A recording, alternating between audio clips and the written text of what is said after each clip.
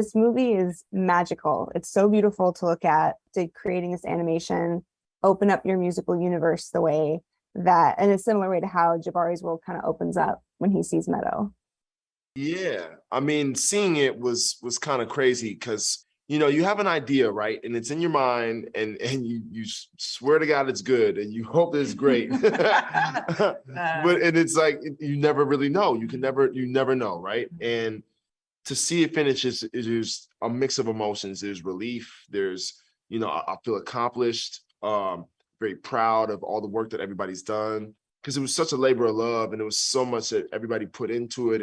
And I'm so thankful that everybody made the time. Doing this project was a no-brainer. What attracted me to it was, you know, Meadow, who I think is, you know, just a woman that I can relate to in a lot of ways. Mm-hmm. And then I wanted to tell and be a part of this really cool, beautiful, like Black love story that's coming through his mind. And it has this ability to like somehow be coming from not only his mind, but then be sort of that classic New York City love story. I'll tell you this much. On Saturday morning, I'm going to get a lot of calls from a lot of people who I haven't talked to in a while. There are a lot of lifted conversations, lifted emotions. I remember walking in the writer's room to Ian and being like, so the conversation goes like this. And everyone's like, this feels real. You seem to know it too well. Trust me, I know exactly what she says next. And I know what he says after that. So, yeah. And then me and Fletcher have had so many times over the... What ends up on screen is this, you know, the words that may or may not, you know, be coming from experience. And then there's the visual expression. Mm-hmm. You know, so I would read these words and I would talk to Mo and Ian about them.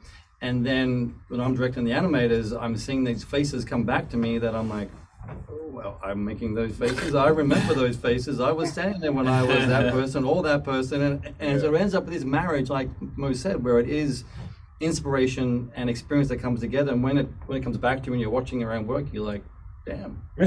We wanted to feel like you felt like I know one of these people, if not all of them.